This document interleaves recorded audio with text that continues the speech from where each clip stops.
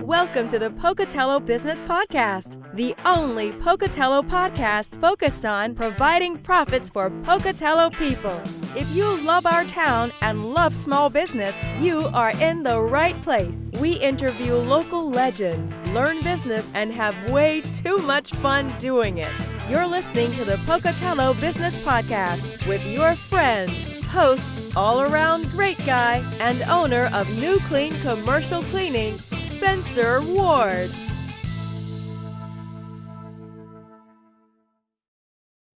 All right. Welcome back, everyone, to another episode of the Pocatello Business Podcast. Hopefully you can see us okay with the sun in the back, but it's okay. We'll make it work. Oh, yeah. Do I need to shut It's okay. Right. Most people listen to it on podcasts anyways. They don't like to see my ugly face. So we're here with Bret Jensen and Mason Klinger, two of the owners of Idaho Flood and Fire. We're missing Darren, right? Yes. Yeah, Darren and Jen. Darren and Jen, okay. Awesome.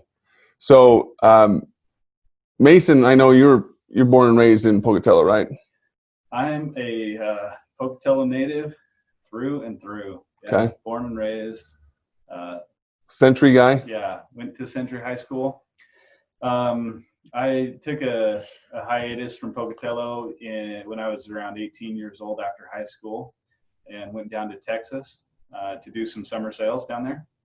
And then came back to Idaho and was in Twin Falls for a minute at CSI playing some basketball, and then went and served a mission out in South Korea, and then back again, because I always tell everybody that I meet that Idaho is the best place on earth. Well, so Bret, were you originally from Pocatello as well? Yeah, born here. We moved to Colorado back in the day when Garrett Freight Lines was bought out by another company, and moved to Denver. And we spent about 10, 12 years there. After I served a mission in Argentina, came to Rick's College and met my wife, Jennifer, and we decided to call Pocatello home. And there you go. So we've been here since. And my parents have moved back. My sister also lives here in town. That's awesome. It's great. That's awesome. Everyone always ends up coming back to Pocatello. Yeah, there's a reason. There's a reason. And geographically, it's just a perfect location. So geographic, demographic, psychographic, best place. It is. It's very true. Very true. So you guys are owners of Idaho Fire and Flood, but you also own Pack and Go, one of our sponsors. And by the way, we do have to do a little sponsorship shout out here, because these guys, if you enjoy knocking your shins on, those ramps, and you're falling down on the slippery ramps when you're moving into a moving truck, these guys aren't your company you want to go with. But if you enjoy convenience and having a pod that's cleaned out and ready at ground level for you to load and unload at your convenience, these guys will come drop it off and take it away whenever you want. They'll store it for you, or they'll move it for you. Super easy. They've got professional drivers, so you're not going to be tipping things around. It's the way to do it. So if you guys sign up for a 3-month rental, they're going to give you your first month for free. So you call Darren's one, filled in those calls. Yeah. And what's the number again? Yeah, Darren's number, it's 208-339-2229. Perfect. Yeah. So give them a call and make that happen. Pack and Go. So we'll talk more about that in a minute, but let's talk more about Idaho Flood and Fire for a minute. When was this started up? How long have you guys been going at it now? It's funny. For a long time, I've always considered to try to make some sort of a jingle so that we could remember the name well, because you've said Flood and Fire a few times, but it's Idaho Fire and Flood, which is good, because it tells you it just needs to be clear. But anyhow, yeah, so Idaho Fire and Flood started back in December of 2010. And it was a lot different of a company than it is now. You're coming up on 10 years. Yeah, we're coming up on 10 years. That's awesome. Yeah. So back then, I don't know, how much you want to know, Spence, but back then. Yeah, walk me through it.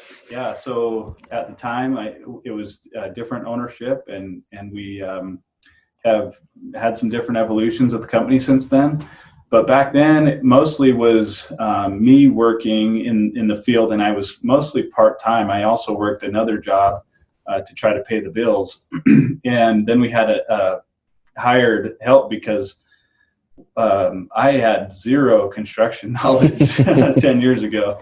And I'll admit, I didn't even understand how to really cut out sheetrock the right way. So it was not my forte. Sure. That was not my technical skill. And so anyhow, we had I remember our first job was just, in fact, it came from my dad's funeral home. He had referred us out to a case, and we did this. It was a trauma cleanup, but anyhow, it was something that, I mean, I was so happy to have a job. A job, yeah. And I think we billed out, $400 for something that was a whole lot more. Sure. And I was just so happy. Got a good deal. Yeah, I was so happy for a trauma cleanup. Job, Yeah, that's and we didn't have many jobs for like the first 6 months of being in business. Sure. It sounds about right for any kind of startup or transition period of a company. Bret, what's your kind of experience with? When did you come in, or how did it? Yeah. So, my background's been in construction, was a home builder for quite some time, and really enjoyed that line of work.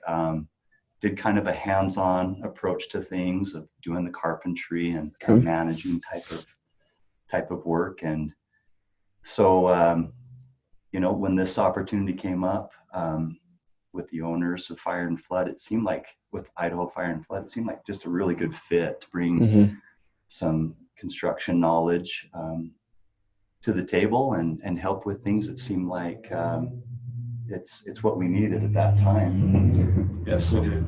Yeah. And I can tell you, for me, I feel like we have, me personally, I have learned from mistake, and I must be very thick-headed because it takes a lot to get. He's got a lot of energy. Yeah. And that's how sometimes I'll get through with energy, but it's definitely working harder, but not smarter. Yeah.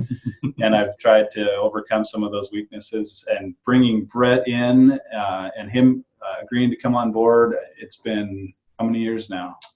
It'll be 8 this December. Wow. Yeah.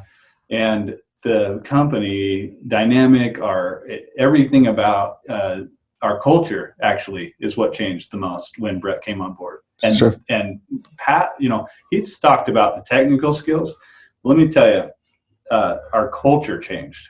That was the biggest difference. So expound on that. Yeah. So, and this, I like where you're going here, Spence, because this is applicable to like every business, right?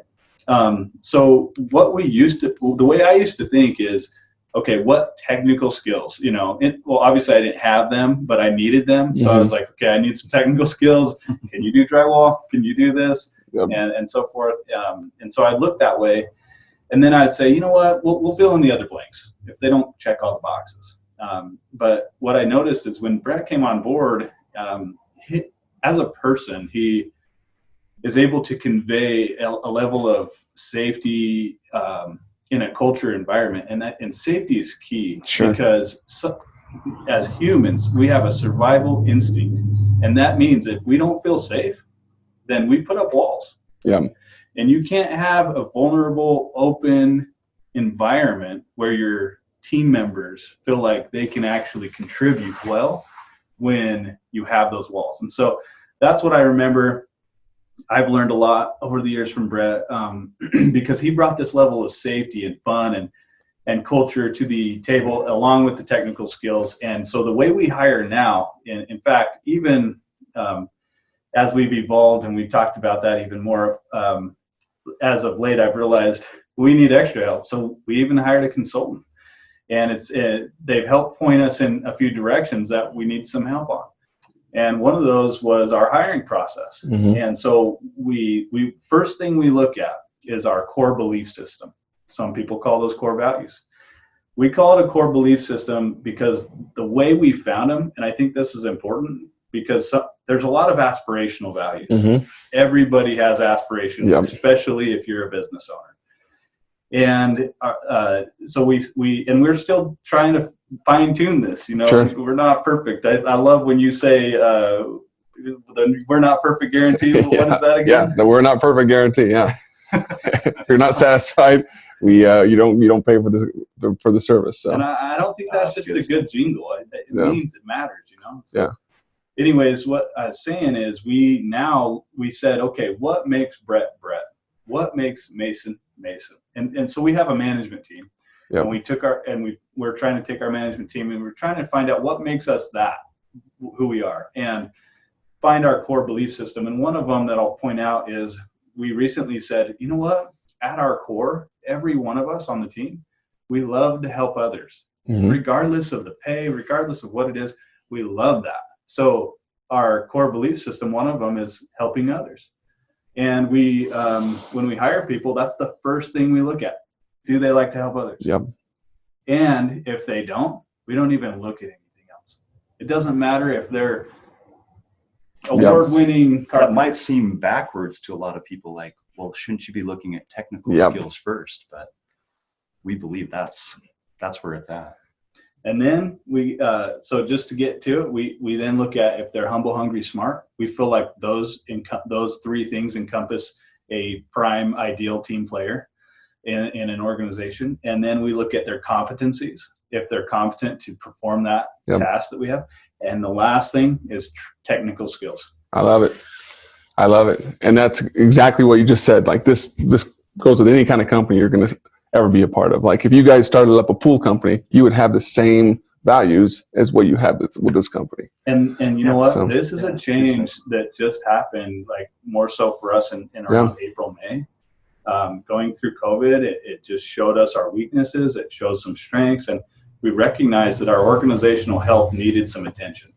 So talk to me about, from that change, when you incorporated these core values or your core belief systems, how have you seen the change of quality of employees and even quality of work, maybe? So when it's our hiring process. So we actually use the Myers-Briggs test. There's a lot of them out there. A lot of companies use them. Yep, heard that. Ours is it's the 16 personalities. It's a good one to use because it's free. Yep. And then we just downloaded all the premium profiles for everything. And if you're ever needing to be put to sleep, you can read the profiles. Sometimes dry, taking them. But it's good to know. And when you know more about yourself, then you know more about how to treat other people, you know, and how to interact. And so the biggest thing that it's helped is our cohesiveness as a team. And that starts with the management team. If you don't have a management team, it starts with the owner of the business. And so you know, they say, business is just an outward expression of the business owner, or if it's a small business or the management team per se. But and that's so true, right? Yeah. What do you think about your business? No, same thing. Like our core values is be honest, work together, have fun, and make money. And why? I like it. Because that's exactly who I am. Yeah. So like I said, like I don't care if I start up a lawn clipping company, that's still going to be my core values, you know? So. And I love, so it's hitting our organization more recently. It's like the heavens have opened because it's a mindset that was changed. I like it. I've had people come through or even ask, because we have our applications all automated online, and they'll say, well, it doesn't say much about exactly what you're doing in the job, like the minute details that they're maybe wanting to see. And I'm like, well, you know, because it's all about, if this job's for you, if ... And we're using, because we're having fun, we're using our sense of humor, and we've offended people. I've had hate messages on my Facebook page. This is so offensive. I'm like, I don't know how that could be offensive, because I'm just having fun. But at the same time, like, great. But you're not who I want. Spencer, why does New Clean exist, though? That's what exactly. It's because those core values. You've got 5 reasons why a company can exist. They exist because of owner's wealth. They can exist because of the employees. They can exist because of the industry. They can exist for a charity cause. What was the other one? I can't remember. And there's one more. Get the 4 of the 5. But the most important is what you've refined, I think, Spence, is that you exist because of the employees. Yep. You know, everybody uses like Sky West as an example. Yep. Because, you know, I think they talked about that letter that someone was like, why are you taking safety so fun or something like that to the CEO. And he replied, "We will miss you." Yeah. And I'm butchering the story. No, it's true. But it seems like that's what you've done is Yeah. you've recognized why I exist. And, it's one of the, obviously all those matter, but there's got to be a soul like. Well, there have been times that we've had people with 13 years of janitorial experience that come in and play. We don't hire them because they're just, you tell they're not going to be fun to be around. And they're going to drag the morale of the company down. And that affects everything else. It affects quality. And I'm like, nah, we're good. So it's huge to stick with your core values. So it's kind of cool to reflect on them every day, honestly, in some way. It basically drives what you're doing, Mm-hmm. That reminder. So one of the things that we've started to do in our company is have like morning huddles. And I personally operate as the production manager in the company and have the opportunity to work one-on-one with each of the project managers. And that's something that we often talk about. It will reflect on the core values and it helps drive the decisions that we're making all the time or the problems that might come up. So. Yeah, we always tell people, if you can prove to me that you've used our core values to make a decision, I don't care. Like, I will never be upset. Now, there might be a time that I'll say, maybe let's try it this way next time. But anytime you've shown and proved to me that you've used our core values to answer a question, because I don't want people that don't have to look over their shoulder to, well, you got to do this, you got to do that. Like, I need people that can, and you seem like you guys. There's not enough Spencer. You're a big guy, Spence, but there's not enough Spence to go around. But the other thing that we've decided as a company is that we have considered a few swear words per se. So knocking you out here. There we go. The swear words are: we don't have employees. We call them team members. There you go. And we don't have a boss. We call them coaches. Yep. We say.